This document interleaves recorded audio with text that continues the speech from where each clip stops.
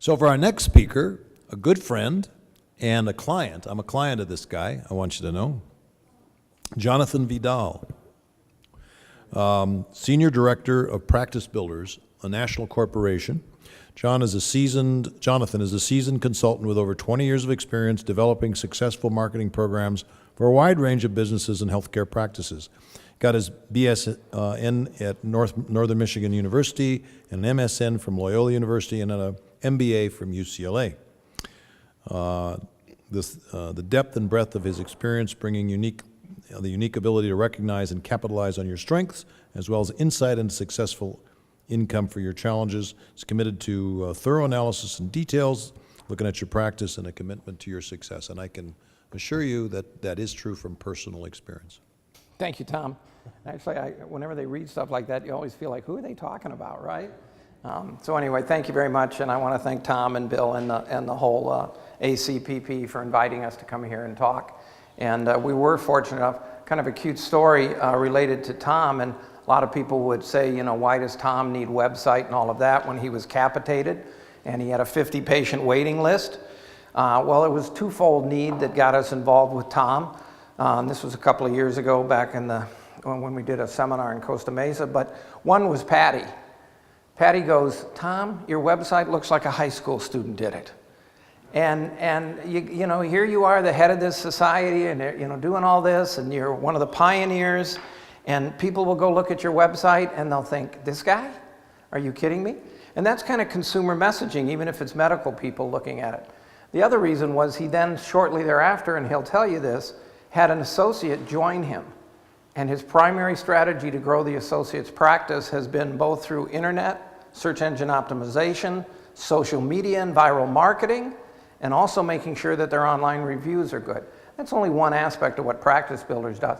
But the subject I'm going to talk about today, and this is not a CE-approved presentation, and the reason it's not is we're going to talk business. We're going to talk what it takes to grow your practice. And it was kind of humorous. I get a kick out of the fact that why is it that you can't have CEs to talk about business? I mean, are you guys, you know, you're supposed to ignore that factor completely? That's not an important education for doctors? We're not going to give them CEUs? I said, I got nothing to say if I can't talk about business. So hopefully it's all right that I'm not CE approved. But I also enjoyed Michael's talk, and I always love following Michael because he makes a lot of points that are really important. Talked about consumer behavior.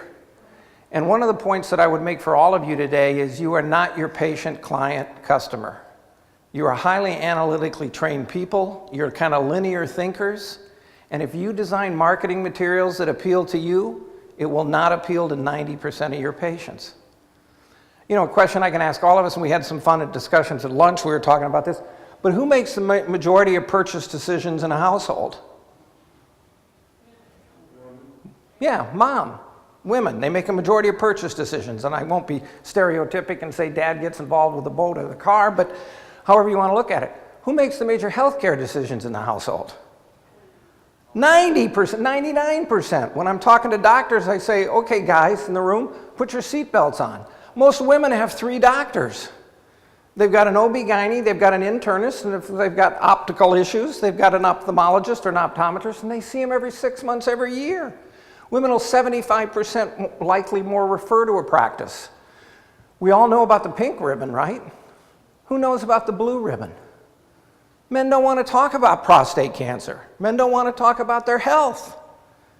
So it's not that when you're designing consumer digestible materials, you design it strictly for the female target audience, but you better get them. You better appeal to them.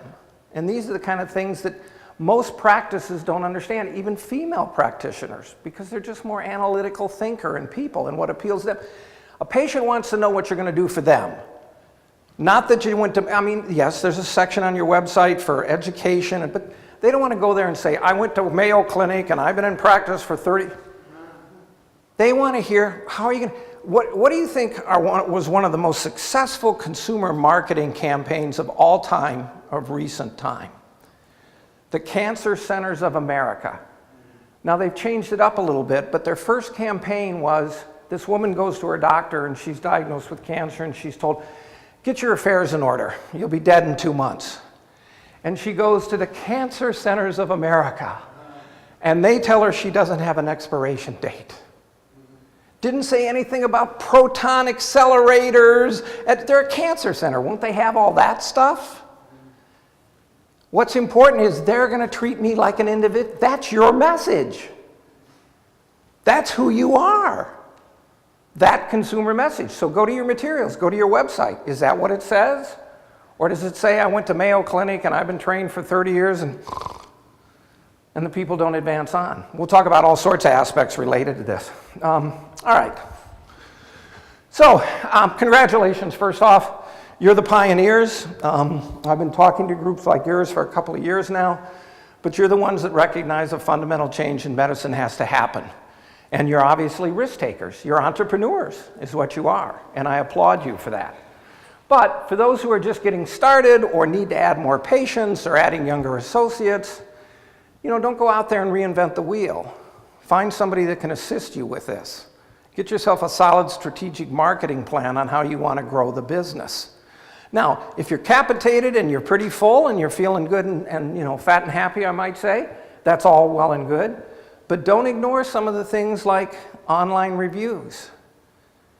3 years, 5 years ago, we weren't talking about anybody going to Yelp to find a doctor. Now it's a hot button today. In 3 years from now, if you're ignoring that, even if you're pretty full and you have nothing but bad reviews, as your patients die off or you have attrition, you're going to have a serious challenge with keeping your practice full. So some of these things, even if you're thinking, I've got a lot of patients, are still applicable. So I want to talk about what we call the 5 steps successful strategies for building a practice. And basically, it's keeping your patient messaging fresh and meaningful to the patient. And so the 5 things I'm going to talk about are your image, your brand. What are you telling them that's unique and different about you? The way I tell a lot of practices determine if they're blandly branded, and this is for regular practices, concierge practices, any practice. Go to any of your materials. Take your name off. Put a competitor's name on. And if it works for them, other than maybe your location and your training, you just told them stuff about what you do. You haven't told them anything about uniqueness of what they're going to experience in your practice. And that's what a brand is in healthcare, that unique value position. Talk about your customer experience, customer service. Michael again said it perfectly. These negative reviews and all this, bad staff experiences. And that's what you're selling, is a sensational staff experience. So you make yourself a great website, and you do search engine optimization, and you got patients finding that website like crazy, and you set it up appropriately so you have a HIPAA-compliant email that they can request an appointment, and nobody is monitoring those emails. You want to talk about a wow for a patient, have the patient send you an email and say, send it Sunday night at 10 o'clock, and say it'd be perfect if you could call my cell phone Tuesday at 10 in the morning, and have their cell phone ring at 10 in the morning on Tuesday. That's a wow for a patient. That'll get you a patient quicker than anything. So having those things, communication. Also for those who are just starting this, conversion of your base, that has to be considered. Converting and signing up patients. So pretty much every concierge, direct patient access, primary care medicine, subscription service, whatever you want to call them that I've worked with, a lot of times delegates this role to a staff member. So are you looking at conversion rates? Like a plastic surgeon looks at how many people decide to have the procedure and sign up and pay. Or are you just saying, here's all the great stuff, I'll see you later, these people got some paperwork for you to sign. And that paperwork isn't getting signed. So how are they delivering the message? How are they answering the questions? Now, people do it all differently. Some get it all up front, some get half of it up front, some do it monthly. But consumer marketing, the world runs on a monthly budget. And the more we would suggest, in terms if you're having any problems with enrolling patients, you can structure your payment toward monthly payments, the better. Obviously get maybe 2 or 3 months up front because it could be all front end loaded, right? If they've got serious conditions, then you don't want them to opt out after that. But it's easier to enroll when you look at things in a little different light, a little different way.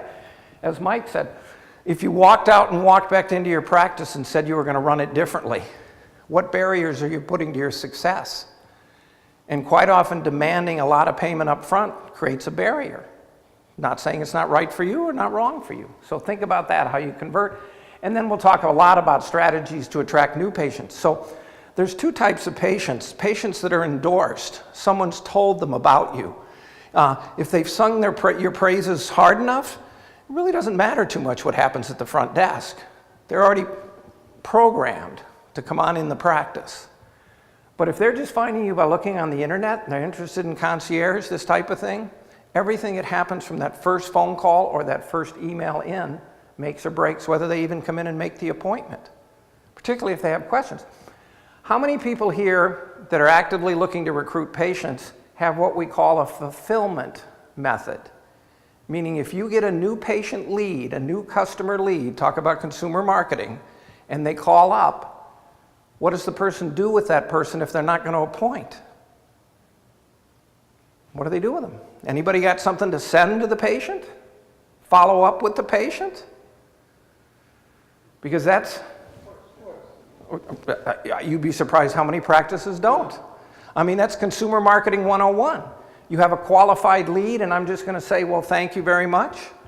And if it's a new patient that's looking at your practice from a consumer standpoint and they're kind of interested in this but they don't know, they're going to be rare to make an appointment on the first call.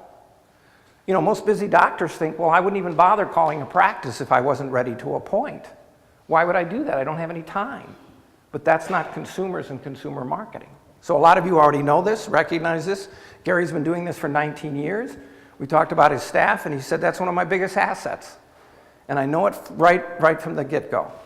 All right, so I do this little fun countdown, a la David Letterman, I only have 5. I don't have top 10, top 5. So number 1 is make sure that your communication materials and your branding is sending the right message.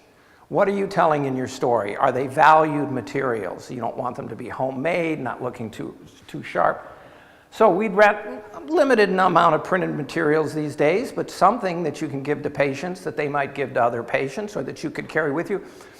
I kid you guys, because I know you knew you were coming to a meeting like this, which you're not going to get a lot of referrals at and everything, but when I talk to any doctors, I tell them, you don't have 50 business cards on you at all times? You don't have a box in your trunk with all your marketing materials in it? That's consumer marketing. You meet somebody, you give them a card. And certainly concierge marketing should be oriented that way. So websites and social media and printed materials. So this is just an example of a concierge practice of ours in Pasadena. This gentleman went from 0 to 60. He started with nothing, and that's because he wanted to move his pregnant wife back to Pasadena and be with her family, and he was a cardiologist. So again, you want to have imagery of the patients. That's what they want to see, imagery that they can relate to, that type of thing. You can have these things for a patient to give another patient, little referral mechanisms that brands you and invites them in a nicer way, that type of thing. This is the idea of a little different business card that talks a little bit more about who you are than just an address, a little more exciting, things like that. We call this a marketing resume. We recommend that every patient on first visit is handed this, hopefully not waiting very long, so they can already begin a relationship with you. We use this type of material in all practices, not just concierge practices. It's even more important in non-concierge practice where the patient has to sit for 40 minutes and maybe he's already developed a relationship by reading this and he's getting excited about who he's going to see. This is the idea of having what we call sub-business units. What things are you going to excel in? So in this case, we had an executive health program and we also had a program for the top 1%ers who are worried about their kids going out to athletics. How many times do we read in the paper about the kid goes out to work out and he drops dead because of an unknown condition? So this is appealing to those patients who could bring in their kids for an evaluation. And of course, we're talking the top 1% or 10%ers because this is an all-cash business. And so these were his other areas, you know, VIP care, athletic screening, wellness and executive program. Websites, can you go ahead and pull that one up, John? Unfortunately, I can't do this here, and we got a little technical glitch. I'd like to navigate all around and show you, but I talked to John a little bit, and this is Tom's website, and he will tell you this is one of the primary methods with search engine optimization that's getting him patients. Okay, so again, moving imagery, not Flash, because Flash is the new battleground for viruses and things, or actually has been for a while, and it doesn't go on iPhones.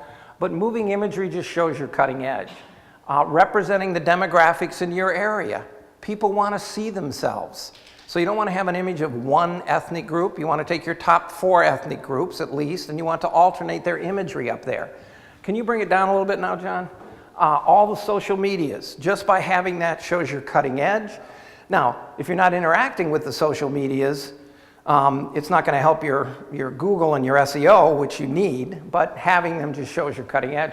Can you come down just a tiny bit more? Okay, that's good. A share button, just roll over that. If a patient finds you and they're talking about your practice, let's give them a simple way to blow.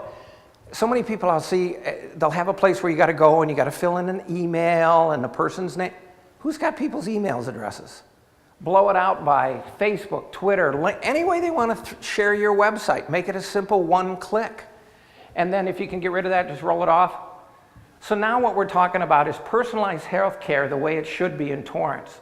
Here's where you'll discover coordinated, detailed, personal, high-quality primary care through our concert. Here you can feel confident with your family. So now I'm talking to a shopper. And that's what I want, is somebody that I'm going to excite a shopper to make the phone call or the email to come on in. You can go ahead and kill that and put the presentation back up. So that's just a slight example. I can talk to you, anybody more about this who wants to see me over in the other room, and I can show you other examples of these types. Oops, what did I do? Go the wrong way? So the other thing is, you have to have a Google friendly website. Most people do it off their phones. So it's not just having a mobile site, but it's having a Google friendly mobile site. It's where everybody's living, and that's important. Social medias and viral marketing. This is his Google Plus page. I'll talk about this a little bit later when we do SEO. It's critical that you have a Google Plus page and you're driving reviews to it. A Facebook page with things like us. Now, when I talk to a lot of healthcare practices, they're like, what? Like us inducement?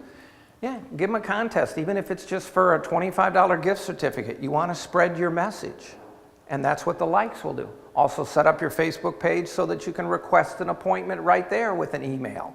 You can set up a HIPAA-compliant email through Facebook and these types of things. Twitter, it's just a matter of there's a lot less people on Twitter than Facebook, but if you're going to have a social media strategy, make sure that those things are being spread that way. LinkedIn can be helpful, and then YouTube. And YouTube is not just starting a YouTube channel and throwing a video on it. The video has to be back-coded or tagged, or I use the term which is incorrect, SEO, search engine optimization. YouTube is the second largest search engine in the world. Google is the #1. Now, it's not exactly like this, but in generally people are searching Google for I need a doctor. They're searching YouTube for I want to understand something. Well, let's say you do hormonal therapy or you do this genetic testing. And so somebody is searching to understand genetic testing and hormonal therapy, and up you pop on your YouTube channel with a little 90-second, 60-second discussion. Hi, I'm Dr. So-and-so at this practice. Let me tell you a few things about this type of testing. We do it here and we would love to see you. Makes you an instant authority.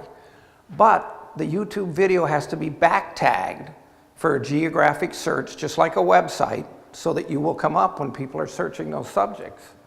And then Yelp, and we'll talk about Yelp in depth, but Yelp is critical. People are living on it. Who was I talking to that said, I don't think it was you, Jeff, but somebody said they used Yelp to find restaurants here? The 40 and under crowd doesn't think, maybe even the 50 and under crowd, 60 to 80-year-olds, fastest growing segment on the internet, but they don't think anything of finding a doctor on Yelp like they would a restaurant, right? They don't think any different. And we're having a discussion at lunch. The reality is most people look at the stars. If it's 4, 4.5, we're good to go, and they read a couple of reviews and they move on. So you got to make sure you got balanced reviews. If you come down to the last one here in terms of the consumer digest, I just wanted to show you one other. Those are all websites, but I'm not going to take the time because I can't do this quickly for you. This is a concierge medicine practice of mine in New Jersey. And again, you know, it cuts off a little bit here because of it's not the full screen because of what you're seeing. But now what are we talking about? We're here for you all the time, a different experiencing, helping patients, transforming their lives. You know, the imagery that just makes you feel good about that type of thing. This is actually the doctor who I helped her launch the practice in New Jersey. So now what we're talking about is what they're interested in right off the bat. So you can knock that down, John, and we'll go back to the presentation if we can. All right, number 4, staff is a key component. It may require staff training. You know, they must understand their roles. And obviously, when you're pitching concierge medicine, it's that access, that availability, that friendliness. So we tell all practices they need to be that way in 2016 if they want to continue to exist against the Kaisers and people like that, regardless of whether they're doing concierge medicine or not. But for concierge medicine, it's what you're selling, right?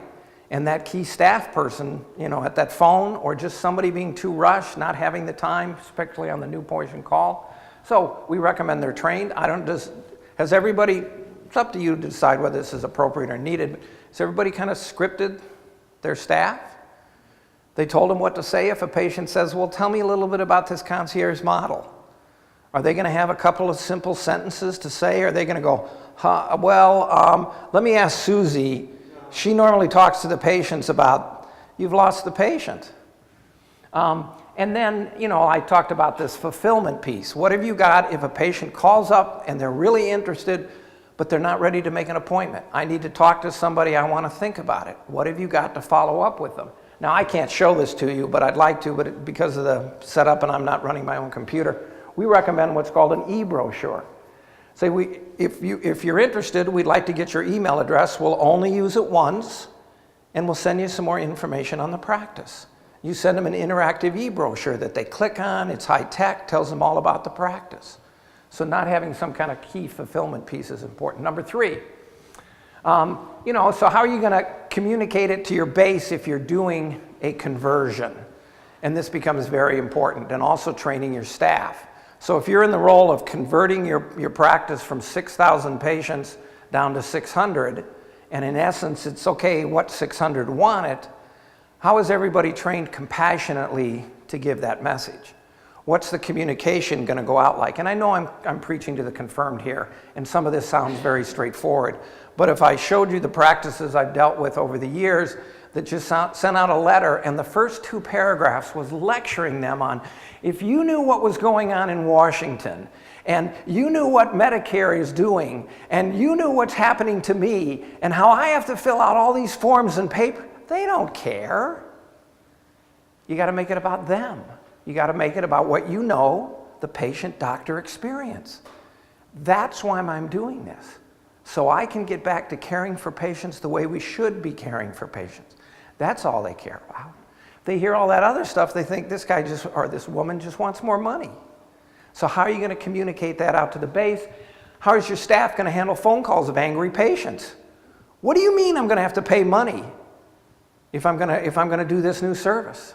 How are they going to take care of that patient and that type of thing? So, and again, some sort of fulfillment for even that base, if you're doing a mailing or an emailing, something to make everybody aware of it, that type of thing. And then number 2, how are you going to, what we call, and again, this is talking about consumer behavior and marketing in a different way. At the essence of what you're doing, and you know this better than I, is that patient-doctor relationship, and that's what this is all about. But you're now selling a fee for service. And there comes a time when somebody has to sign a contract and put money down. So are you treating that like a business transaction? And are you analyzing those transactions and how they're being held, and you know what's going on with the conversion rates and who's doing it, and how are the patients feeling about it after it's done? And make sure that you track your success and make sure you close as much business as you possibly can. And number 1, talking about direct-to-public strategies, we call external marketing. Predominantly all I'm going to do is talk about the internet right now. Pretty much other marketing is dead. You know, in direct mail, the response rate has just gone like this. The average newspaper reader in this country is 63 years and up. And so it really growing your business. It's funny, I do seminars all the time, and I had a doctor there who said, the other day, my son said to me, Dad, his 4-year-old son, Dad, just Google it. Dad, just Google it. He was trying to figure something out. And that's where the world is. So Googling and SEO and these type things with direct patient outreach. Now, this looks like a very complicated slide, but it's my way of expressing what we feel in 2016 is the nature of all patients. We like calling these people patient 2.0 because a lot of people don't think this way. So this first part of it is, okay, I'm trying to find a new patient that doesn't know anything about me, okay? Got a prospective patient. Chances are if they're interested in concierge service or private medicine or they've heard about it, they're going out on the internet. So do you come up for those searches in your area? Do you come up on the first page as much as possible? Do you come up in the Google Plus section? Is your website listed for all the ways patients will search for a concierge doctor with Google so that it'll come up in that area, and I'll show you this. So now they get on the search engines, you know, predominantly you can worry about Google, and they may find a very nice website. If they do, it could result in an appointment, but we're on the search engine, so maybe we're gonna look at some review sites about you. Our feeling on review sites, not enough reviews, nobody loves you, bad reviews avoid you at all costs. Or social media. Those three can link together. They can bring them through everything. If I go out on Yelp and I go looking for a concierge doctor, it may bring me to your website. I may look at your social media. So then the phone rings and we got to make sure that staff is all set up or sends in an e-contact. And so then how does the staff experience take place? Because if the staff experience doesn't take place, you may not result in the appointment. Same thing we think in 2016 works for word of mouth or referral. So if another patient tells you about you or another source tells you about you, they're going to go. In our mind in 2016, nobody gets in the car and drives anywhere. What do they do when they want to check out any business, any products, any brands? What do? Website, right? Google it. And so does your website create that right image right there. And they may go look at reviews through all the different review sites. And then any external marketing, typically you would want to lead to this too. So if you're doing any kind of traditional marketing ads or anything like that, and it can all kind of run its course back around, which means if they don't have a good experience with your staff, somebody may go out and write a negative review. I heard about this practice that says they're going to make you pay for money. I called them up and their people weren't too nice, so they decided not to write a great review.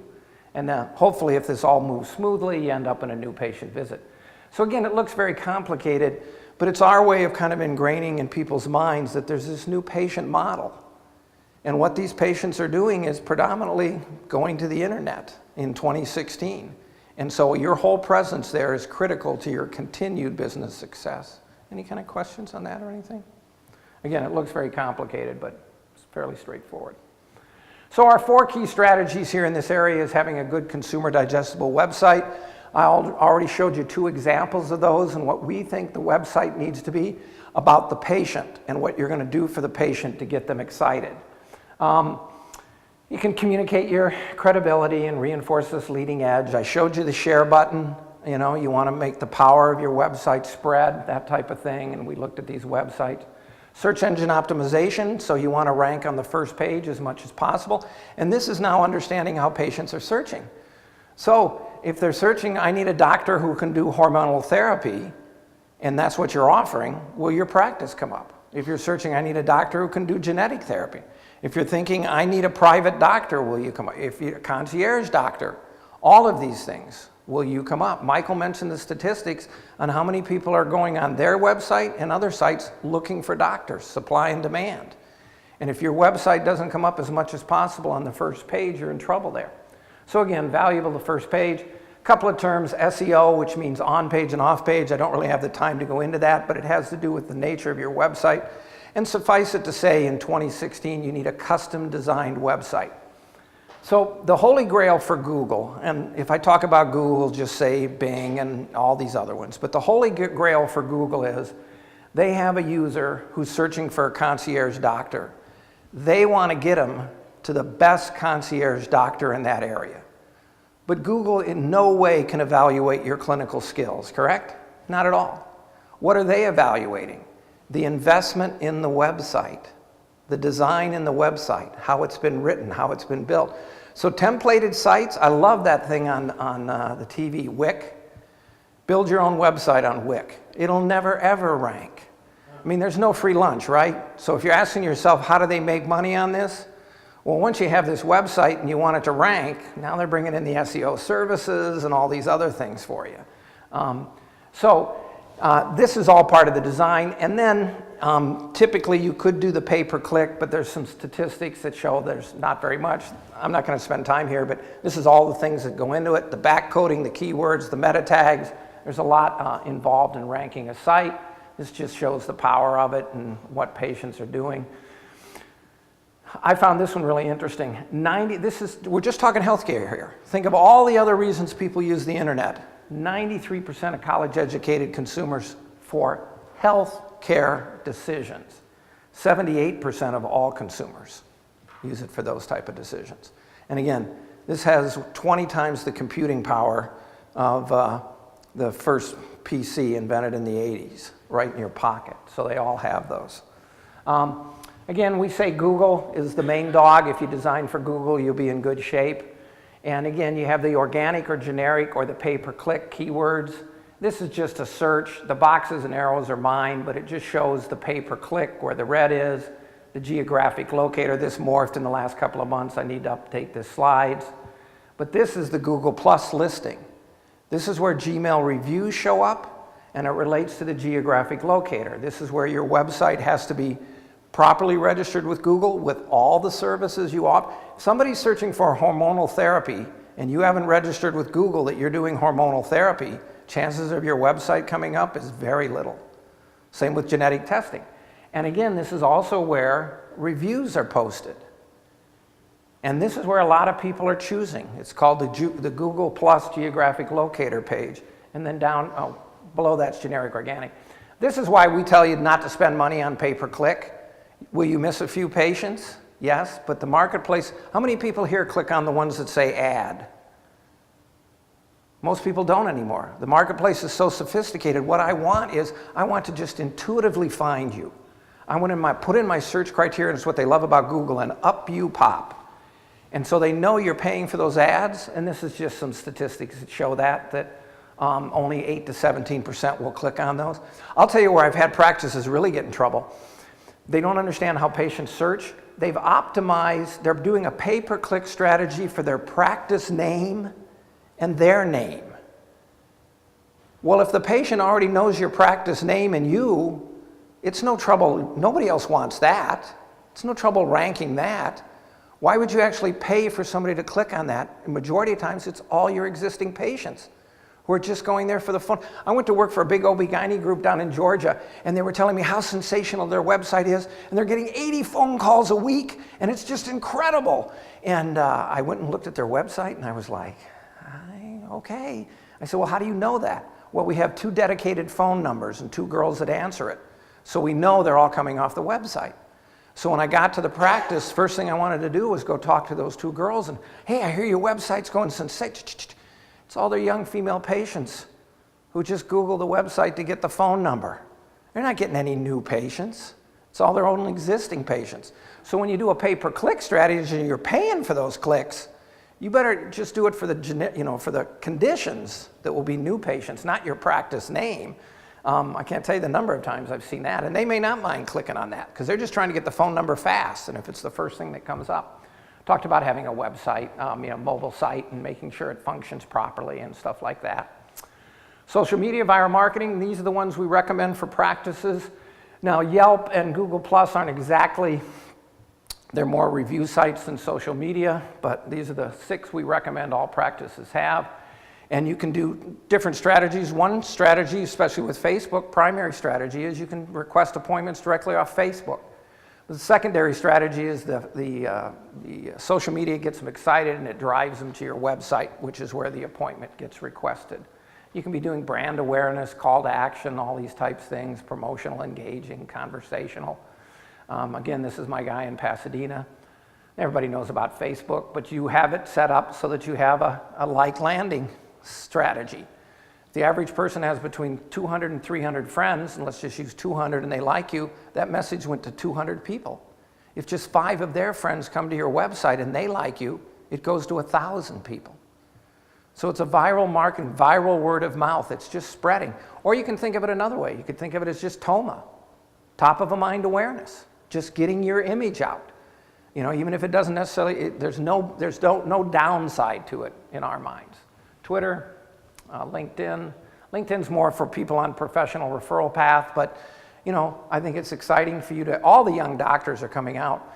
When I work with, and this is not directly concierge related, but when I work with a lot of subspecialists like gastroenterologist or cardiologist or orthopedist, their referral sources aren't going in the hospital anymore, right? Last 15 years we had the growth of the hospitalist. So they're all like isolated in these islands. The new doctors coming out, they don't see anybody. The specialists going in the hospital, they only see hospitalists. And so there's no doctor lunchroom, doctor cafeteria, natural pollination. You got a big GP practice, and maybe the new guys get to go to their society meeting once every 2 years. But all these young doctors are jumping on LinkedIn. And so it's a way to communicate to all these young doctors, that type of thing. And then YouTube, and I talked about YouTube and the importance of YouTube and Yelp. So again, I talked kind of this golden nugget. You know, if Lauren's our ideal patient, it just exponentially spreads your message out there and can blow it out very effectively. I like to show this. This is an allergy and asthma practice, and if you call them up today, they will tell you that 50% of their patients are coming from our running their social media strategy. This is 2011. Now, you do not see the original tweet that we put out. The original tweet that we put out for them, coming from them, their Twitter name is SoCal Allergy, was just that asthma is a common problem, and here's an article, it's interesting. This is their patient, local Putnam. She retweeted it to everybody she knows. An interest endorsement to all the moms and women that are following her on Twitter, and then she tweeted back, keep up the informative work. That's 5 years ago. And I tell you, they'll tell you half of their patients is coming from this strategy. Okay, that is managing your online reputation.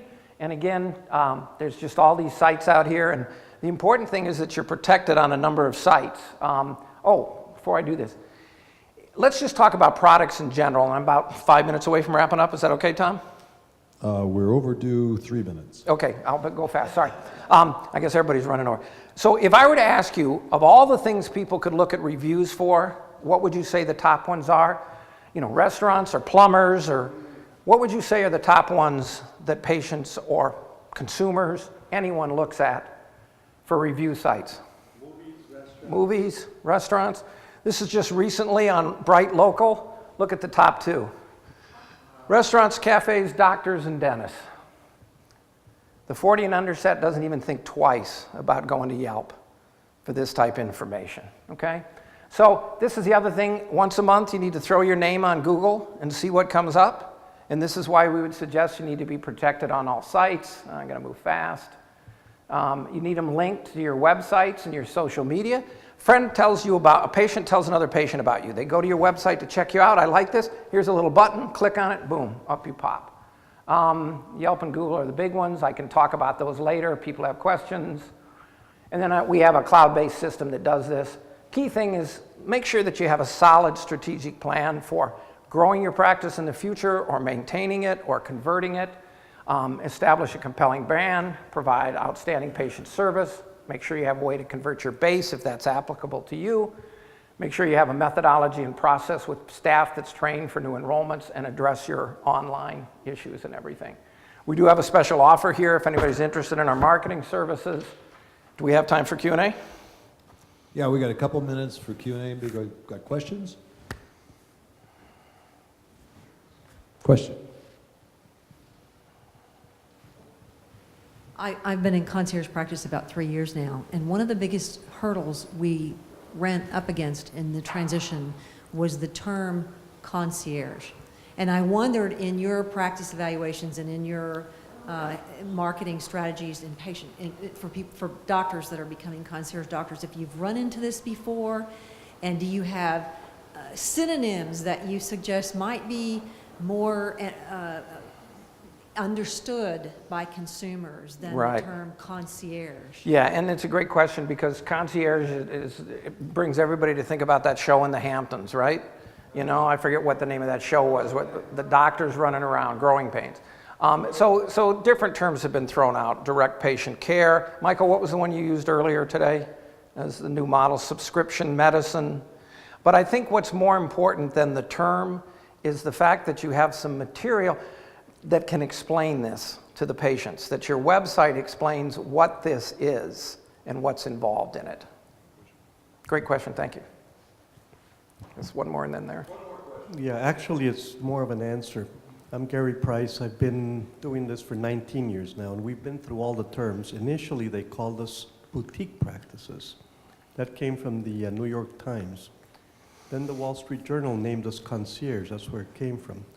And at the various societies, some of which I presided over, we've really tried to grapple with that term. None of us like it. We're not concierge. We're doctors.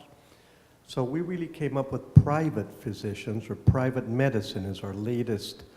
And I think it's gaining traction. It really has, over the past maybe 3 years, gained a lot of traction. So my practice is called Private Physicians of Southwest Florida. People understand now private medicine or private physician means a doctor you pay separate from insurance. So that's the term we favor now in most of the organizations. Thank you. Yeah, great comment, thank you, That's Gary. why it's American College of Private Physicians. So, Jeff had one quick one and then we'll wrap up, is Jeff. that okay? last question. What do you think is the major reason why patients leave a practice after year one or beyond? I think there can be a combination of several reasons, and I think some people in this room may even answer this question better than I. So I think sometimes it's lack of need for the service, okay, that they just haven't used it, and they sit at the end of the day and they look at their budget and they go, I think it's just ludicrous that somebody would even balk at $150 a month. I belong to a yoga studio for $100 a month. You kidding me? I'm not going to pay $150 to have a relationship with my doctor? I mean, but I think that's some of it. The other part of it is, you know, it's easy in a system to get a little complacent. And your staff really needs to kind of, and I would highly recommend you have huddles with your staff. This is something came out with dentistry. Dentistry does this every Friday. I don't think you have to do it every Friday morning, but once a month, you know, I think you need to reorient and bring your staff back to it. Because once people get busy and everybody's happy and there's plenty of patients, people start to, you know, just slack up on the quality of what's going on, that type of thing, you know? And how are you training people that come in? Because if it's the typical training method, and I'm not saying it can't be done, but if the last person leaving trains the next person coming and the next person leaving trains the next, are they even saying what you told the first person to do? So it's really kind of tightening up all the nuts and bolts in your organization and give yourself a real shakedown to see, are we delivering what we were a couple of years ago?